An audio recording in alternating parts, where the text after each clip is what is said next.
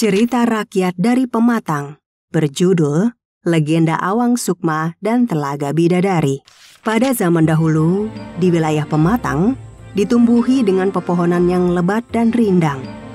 Ada juga sebuah telaga kecil yang tidak begitu dalam. Telaga itu mempunyai air yang jernih. Meskipun musim kemarau, air di telaga itu tidak pernah kering. Di tengah telaga indah itu, hiduplah seorang lelaki muda yang sangat tampan rupawan. Awang Sukma hidup seorang diri, tetapi ia adalah orang yang sangat hebat dan menjadi penguasa di daerahnya, sehingga masyarakat memberinya gelar Datuk. Selain berwajah tampan rupawan, Awang Sukma juga pandai meniup suling. Awang Sukma sering memburu burung yang menempel di pohon limau. Terkadang, saat pohon limau sedang berbunga, maka burung-burung akan berdatangan dan mengisap madu. Nah, burung-burung itu akan menempel dan akan menjadi santapan makan siangku. Ketika burung hinggap, sayapnya akan melekat. Apa aku bilang? Aku akan dapat banyak buruan hari ini. Karena kesehariannya itulah, Awang Sukma dijuluki Datuk Suling dan Datuk Pulut oleh warga sekitar. Pada suatu hari, keanehan terjadi di daerah tersebut.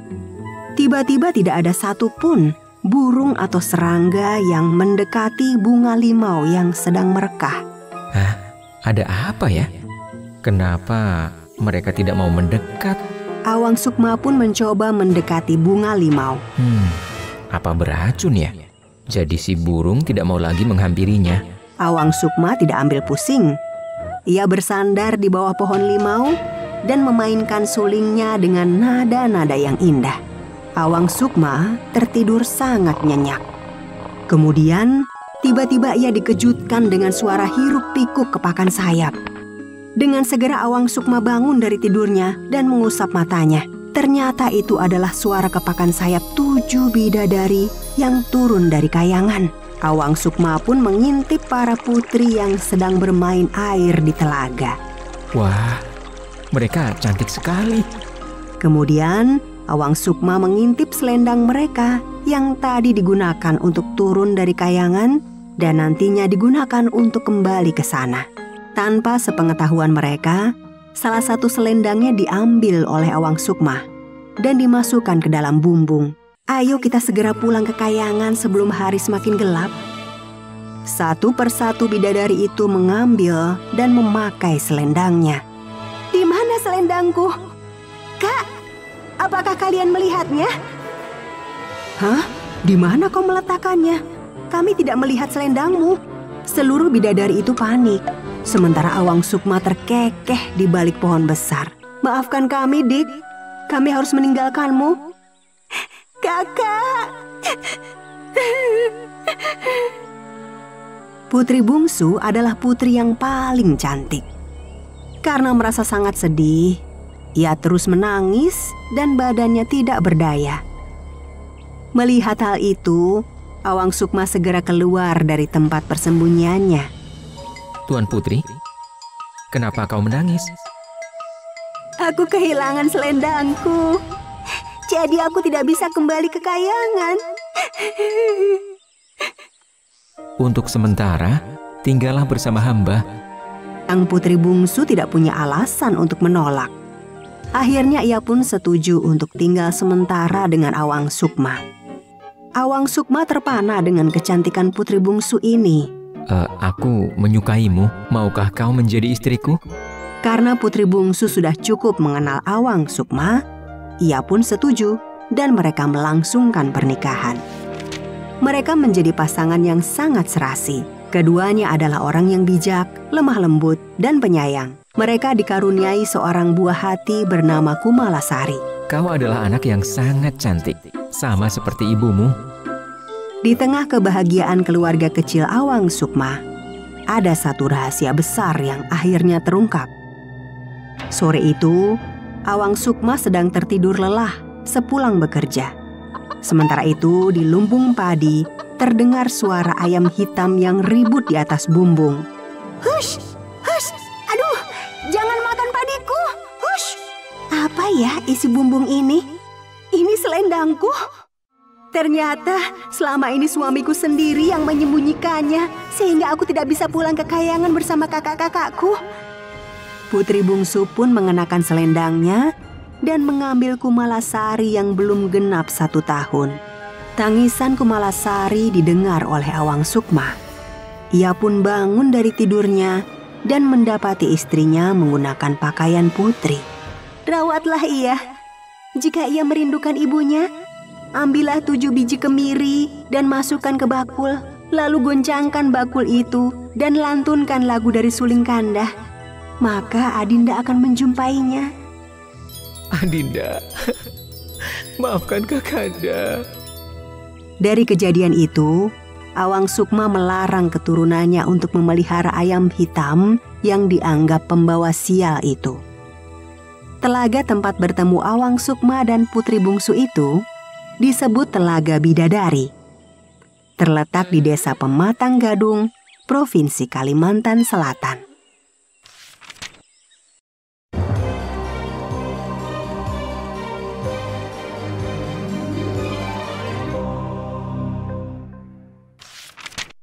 Cerita rakyat dari Kalimantan Timur berjudul Sungai Kerbau.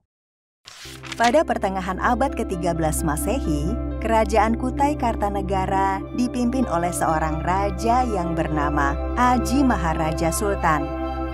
Saat masa pemerintahannya, Aji Maharaja Sultan mempunyai cita-cita yang tinggi, yaitu menguasai kerajaan-kerajaan yang berada di sekitarnya, seperti Kutai Martapura, Sri Bangun, Sri Muntai, Tanjung, dan Bahau. Cita-cita tersebut berhasil dicapai oleh Sang Baginda, sehingga Kutai Kartanegara telah menjadi kerajaan yang makmur dan sejahtera. Di kerajaan ini mempunyai sumber daya alam yang melimpah, dan kerajaannya pun menjadi semakin kaya karena mendapat upeti dari kerajaan yang berhasil ditaklukkan. Pada suatu hari, Aji Maharaja Sultan mempunyai niat untuk memperindah kerajaannya. Kerajaan ini telah menjadi kerajaan yang sejahtera. Seharusnya aku memperindah semua ini. Setelah memikirkan, Aji Maharaja Sultan pun menginginkan agar istananya dihiasi dengan ukiran yang indah dan halus. Sepertinya, jika dinding-dinding dan beberapa lainnya ditambahkan ukiran yang indah, pasti kerajaan ini akan terlihat semakin mewah. Akhirnya Aji Maharaja Sultan mengumpulkan para pembesar kerajaan untuk membicarakan keinginan Sultan. Ya, begitu kira-kira. Aku menginginkan perbaikan di kerajaan ini agar terlihat lebih indah. Apakah kalian ada masukan? Pangeran Mangkubumi mengusulkan sesuatu. Yang mulia, jika tidak keberatan, alangkah baiknya kerajaan mendatangkan ahli pahat dari abdi dalam Raja Jawa. Mereka terkenal sangat mahir dalam mengukir istana dengan sangat indah. Aku tahu itu. Usulan yang bagus. Kalau begitu, segera kirimkan utusan ke Tanah Jawa. Keesokan harinya, utusan dari Kerajaan Kutai Kartanegara berangkat ke Tanah Jawa. Sesampainya di Jawa, mereka segera menyampaikan maksud kedatangan dan menyampaikan amanat dari Sultan Kutai Kartanegara. Sultan, kami ingin meminta abdi dalam raja untuk mengukir di istana. Dengan senang hati, Raja Jawa berkenan untuk mengirimkan 2 pemahat ulung ke Kerajaan Kutai Kartanegara. Baiklah, sampaikan kepada bagindamu. Aku akan kirimkan pemahat terbaik di negeriku untuk pergi ke kerajaan kalian, Kutai Kartanegara. Baik Yang Mulia, terima kasih. Kedua pemahat yang dikirimkan dari Tanah Jawa adalah kakak beradik. Mereka mengarungi lautan lepas untuk sampai ke Kutai Kartanegara. Akhirnya mereka pun sampai di Kerajaan Kutai Kartanegara. Utusan dari Jawa disambut baik oleh Baginda Aji Maharaja Sultan. Selamat datang di Kutai Kartanegara. Raja Jawa telah mengutus kalian. Itu artinya kalianlah yang mahir dalam mengukir kayu. Maka dari itu, saya meminta tolong agar seluruh ruangan istana ini diukir dengan berbagai macam motif. Ampun Baginda, kebetulan memang benar. Saya dan adik saya mempunyai keahlian dalam memahat. Bolehkah saya tahu apa motif yang Baginda inginkan? Seni ukir Kutai, Bahau, kenyah dan tunjung dipadukan dengan seni ukir Jawa. Baiklah Baginda, akan kami segera laksanakan. Kedua pemerhati itu mulai bekerja di kerajaan Kutai Kartanegara dengan giat. Tangan mereka sangat terampil. Satu persatu kayu gelondongan telah dipahat menjadi karya seni ukir yang sangat mengagumkan. Konon dipercaya kedua pemerhati itu dibantu oleh kekuatan gaib, sehingga dalam waktu singkat seluruh pekerjaan mereka dapat diselesaikan dengan tepat waktu. Berkat kerja keras dari pemahat utusan Jawa, kini istana Kutai Kartanegara telah dipenuhi oleh ukiran kayu yang sangat indah. Baginda Aji Maharaja sangat terpesona menyaksikan hasil kerja kedua pemahat dari Jawa itu. Terima kasih banyak. Kalian telah membantu kami. Ini adalah karya seni yang sangat indah. Terima kasih. Senang bisa membantu Baginda dan Kutai Kartanegara. Sebagai rasa terima kasih, Baginda Aji Maharaja mengizinkan kedua pemahat itu tinggal di istana bersama keluarga raja. Sebagai rasa terima kasihku, kalian aku persilahkan untuk tinggal di dalam istana bersama keluargaku di sini. Mohon maaf Baginda, apakah itu tidak terlalu berlebihan? Tidak sama sekali. Itu sangat sebanding dengan apa yang kalian kerjakan. Terima kasih Baginda. Kedua pemahat itu di Jawa adalah seorang abdi dalam, sehingga mereka menjaga adat beraja dan tata krama dalam istana. Baginda Aji Maharaja pun semakin perhatian kepada mereka. Ternyata sikap Baginda Aji Maharaja itu dianggap terlalu berlebihan oleh para pejabat istana, sehingga membuat mereka merasa iri dengki kepada kedua pemahat dari Jawa itu. Pada suatu malam, mereka mengadakan rapat tertutup. Mereka berencana untuk segera menyingkirkan kedua pemahat dari Jawa itu agar segera pergi dari kerajaan Kutai Kartanegara. Rasanya tidak adil dengan kasih sayang yang diberikan oleh Baginda Aji Maharaja kepada dua orang asing itu. Seharusnya kita mengatur rencana agar mereka cepat pergi dari sini. Dan Baginda tidak akan mempercayakan mereka lagi. Apa yang harus kita sampaikan kepada Baginda? Mereka terus berunding untuk mencari jalan keluar dari masalah tersebut. Aku tahu caranya. Apakah itu? Cepat katakan. Kita fitnah saja kedua pemahat itu di depan Baginda. Tuduh bahwa mereka telah melakukan perbuatan yang tidak senonoh kepada dayang istana. Ya, maka Baginda akan mengusir mereka dari sini. Seluruh peserta sidang pun setuju dengan cara tersebut. Di keesokan harinya, salah satu dari mereka menghadap Baginda Aji Maharaja untuk menjalankan misinya.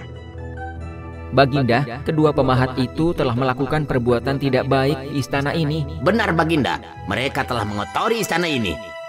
Baginda Aji Maharaja pun terpancing amarahnya, dan ia memutuskan untuk mengusir kedua pemahat itu dari istana. Keterlaluan. Tidak sepatutnya mereka berbuat seperti itu di sini. Mereka harus segera angkat kaki dari sini.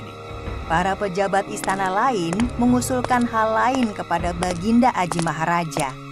Ampun Baginda, jika mereka masih dibiarkan hidup, maka mereka pasti akan bekerja dengan kerajaan lain dan membuat istana yang lebih indah dari ini. Baginda Aji Maharaja terpengaruh. Hatinya menjadi sangat cemas. Benar juga. Aku tidak mau ada pesaing keindahan istana ini. Berkat bujukan dari para pejabat istana, sang Baginda pun terpengaruh dan masuk ke dalam rekayasa para pejabat istana itu.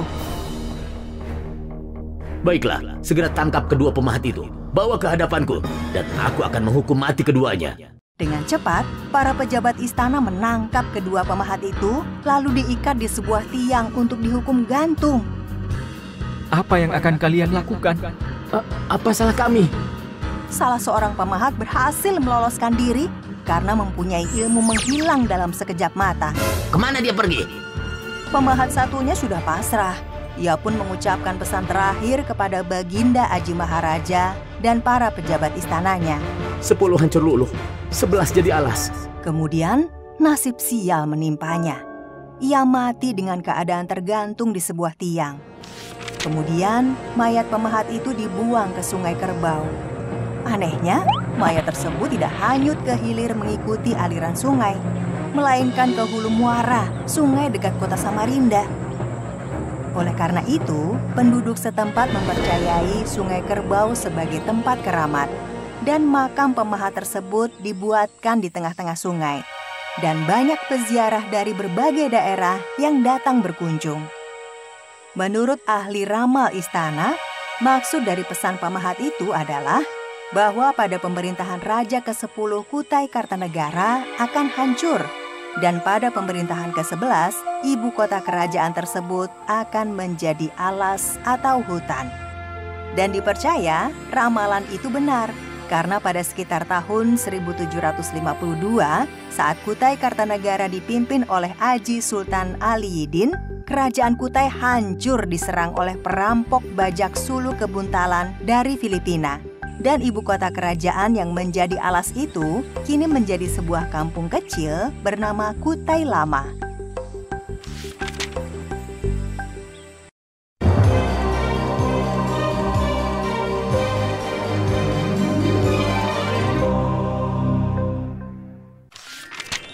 Kisah Ambun dan Rimbun dari Provinsi Kalimantan Tengah.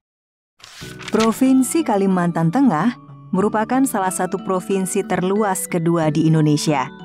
Provinsi yang beribu kota di Palangkaraya ini memiliki potensi yang luar biasa. Mulai dari hutannya yang luas, orangutan sebagai hewan endemik, pantai, dataran rendah, dan lain sebagainya. Kalimantan Tengah juga memiliki kisah-kisah yang diceritakan secara turun-temurun. Salah satunya, kisah Ambun dan Rimbun. Dikisahkan pada zaman dahulu kala, di sebuah kampung di daerah Kalimantan Tengah, hiduplah seorang janda bersama 2 orang anak laki-lakinya yang sudah remaja. Anak pertamanya bernama Ambun, sedangkan anak keduanya bernama Rimbun.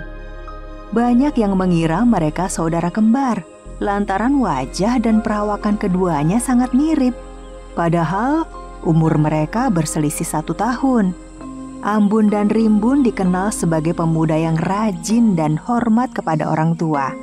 Setiap hari mereka membantu sang ibu mencari kayu bakar ke hutan dan menjualnya ke pasar. Pada suatu sore, Rimbun melihat abangnya termenung seorang diri di bawah pohon. Apa yang sedang abang pikirkan? Abang sedang memikirkan nasib keluarga kita. Kalau setiap hari hanya mencari kayu bakar, kehidupan kita tidak akan pernah membaik. Lalu, apa rencana abang? Abang akan pergi merantau untuk mengubah nasib keluarga kita. Banyak tetangga kita menjadi lebih baik kehidupannya setelah pulang dari merantau. Kalau begitu, aku ikut, Bang. Jangan, Dik. Kamu di sini saja menemani ibu. Kalau adik ikut, kasihan ibu ditinggal sendiri. Tidak, Bang. Adik harus ikut abang. Baiklah kalau begitu. Malam harinya, kedua kakak beradik itu menyampaikan niat mereka kepada sang ibu. Mendengar hal itu, sang ibu hanya terdiam. Ia bingung bagaimana menyikapi keinginan kedua putranya. Bagaimana, Bu? Apakah ibu mengizinkan kami pergi? Sebenarnya ibu merasa berat mengizinkan kalian pergi. Ibu khawatir kalian masih terlalu muda untuk merantau. Iya, Bu. Tapi kami berdua bisa menjaga diri, dan kami berjanji akan saling menjaga. Baiklah, kalau memang kalian bersikukuh akan pergi, ibu mengizinkan. Tapi ibu berpesan, kalian harus menghormati orang lain dan jangan berpisah. Kalaupun harus berpisah, hendaknya kalian saling mengabari. Baik, Bu. Kami akan ingat nasihat Ibu. Terima kasih, Bu. Ambun dan Rimbun segera menyiapkan segala keperluan mereka, termasuk celana dan baju mereka yang terbuat dari kulit kayu. Malam itu, mereka menjadi sangat sibuk mempersiapkan segala sesuatunya. Sang ibu juga sibuk menyiapkan makanan untuk bekal mereka di jalan. Setelah itu, ia mengambil beberapa butir beras dan mencelupkannya ke dalam air, lalu mengoleskannya di ubun-ubun mereka, seraya berdoa. Semoga ranying hatalah langit. Tengah malam, sang ibu membuka sebuah peti besi berisi 2 bilah dohong atau keris pusaka yang bentuk dan ukurannya sama. Senjata pusaka ini adalah peninggalan almarhum ayah kalian. Tapi ingat, senjata ini hanya boleh kalian gunakan jika dalam keadaan mendesak. Baik, Bu. Kami akan selalu mengingat pesan Ibu. Pagi harinya, Ambun dan Rimbun bersiap untuk berangkat. Mereka berpamitan kepada sang ibu tercinta. Suasana haru pun menyelimuti hati sang ibu dan kedua putranya itu. Berangkatlah, nak. Nanti kalian kemalaman di jalan. Jika sudah berhasil, cepatlah kembali menemui ibu di sini. Baik, Bu. Kami akan segera kembali jika sudah berhasil. Setelah keduanya menghilang di tikungan jalan kampung, barulah ia masuk ke dalam rumah. Ambun dan Rimbun berjalan menyusuri hutan, menuruni lembah, dan menyeberangi sungai. Mereka berjalan mengikuti arah matahari terbenam. Berhari-hari mereka melakukan perjalanan menuju negeri perantauan. Ketika memasuki hari ke-7, Rimbun mendadak jatuh sakit karena kelelahan berjalan jauh. Melihat kondisi adiknya itu, Ambun pun panik. Ia mencoba mengobati adiknya dengan memberinya minuman dari berbagai macam air akar-akaran. Namun tidak satu pun yang mampu menyembuhkannya. Namun, apa hendak diperbuat? Adik tercintanya benar-benar telah menghembuskan nafas terakhirnya. Dengan diselimuti perasaan sedih, Ambun segera menggali lubang untuk menguburkan adiknya. Rimbun adikku. Maafkan abang. Ambun melanjutkan perjalanan dengan menyusuri hutan lebat seorang diri. Saat hari menjelang siang, perutnya terasa lapar. Hatinya pun mulai cemas. Ia lalu memanjat pohon besar dan tinggi tempatnya berteduh itu. Sesampainya di atas, ia melihat kepulan asap tidak jauh dari tempatnya berada. Wah, pasti ada orang di sana. Setelah beberapa lama berjalan, terlihatlah sebuah rumah di tengah hutan. Saat menghampiri rumah itu, ia melihat seorang nenek sedang mengumpulkan kayu bakar di samping rumahnya. Agar nenek itu tidak terkejut, ia pun mendehem. Sedang apa, Nek? Mengumpulkan kayu bakar. Siapa engkau ini, anak muda? Kenapa bisa sampai ke tempat ini? Saya Ambun, Nek. Ambun pun menceritakan semua peristiwa yang dialaminya hingga sampai di tempat itu. Nenek turut berduka cita atas meninggalnya adikmu. Sang nenek pun mengizinkan Ambun untuk tinggal bersamanya. Setiap hari, Ambun membantunya untuk mencari kayu bakar dan membantu segala keperluan sang nenek. Nenek pun sangat menyayangi Ambun seperti cucunya sendiri. Nenek bercerita kepada Ambun bahwa sebenarnya ia adalah bagian dari keluarga kerajaan Sang Sambarati. Ia diusir karena menikahi mendiang suaminya yang berasal dari rakyat biasa. Meskipun dikucilkan dari istana, nenek malang itu masih mendapat perhatian dari sebagian keluarga istana. Hingga di suatu hari, datanglah 2 orang utusan dari istana Sang Sambarati membawa makanan untuk si nenek. Kedua utusan tersebut memberitahukan kepadanya bahwa raja akan mengadakan sayembara memetik bunga melati. Barang siapa yang dapat melompat dari halaman rumah istana sampai ke atap istana untuk mengambil bunga melati dan menyerahkannya kepada putri raja, maka dia akan dijadikan menantu raja. Mendengar berita dari utusan istana tersebut, Ambun ingin sekali mengikuti sayembara itu. Ambun meminta izin pada sang nenek. Nek, bolehkah Ambun mengikuti sayembara itu? Oh, jangan cucuku. Kamu akan dihukum jika gagal memetik bunga melati itu. Nenek tidak usah khawatir. Ambun pasti dapat mengatasinya. Benda apa itu, cucuku? Senjata pusaka ini peninggalan ayahku, Nek. Senjata ini dapat menolong jika diperlukan. Mengetahui Ambun memiliki senjata pusaka, sang nenek pun mengizinkan Ambun untuk mengikuti sayembara tersebut. Karena sudah mendapat izin, Ambun pun bersiap-siap berangkat menuju istana untuk mengikuti sayembara tersebut. Maaf, Nek. Ambun ada satu permintaan. Apakah itu cucuku? Bersediakah nenek menyaksikan sayembara itu? Jika seandainya Ambun gagal, nenek dapat menyaksikan Ambun menjalani hukuman gantung. Dan saat itu adalah pertemuan terakhir kita. Baiklah cucuku, nenek akan menyaksikan sayembara itu. Maka berangkatlah mereka berdua menuju istana. Selama dalam perjalanan, sang nenek diselimuti perasaan cemas. Sementara Ambun dengan penuh semangat meminta kepada sang nenek untuk mendoakannya agar dapat meraih kemenangan.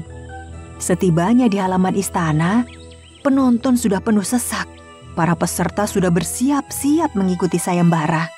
Peserta sayembara tersebut terdiri dari 8 orang, yaitu 7 pangeran dari kerajaan bawahan kerajaan Sang Sambarati dan Ambun. Kini giliran Ambun yang akan memperlihatkan kesaktiannya. Ketika Ambun memasuki arena, para penonton bertepuk tangan disertai dengan suara ejekan. Mereka meragukan kemampuan Ambun.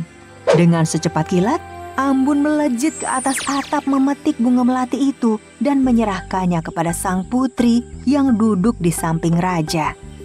Seketika itu pula, suara tepuk tangan dan teriakan penonton bergemuruh bagaikan membelah bumi. Para penonton kagum melihat kesaktian Ambun. Karena keberhasilannya, Ambun pun dinikahkan dengan putri raja. Pesta pernikahannya dilangsungkan dengan meriah selama 7 hari 7 malam. Sejak dinobatkan menjadi raja, Ambun menjemput ibunya agar tinggal di istana.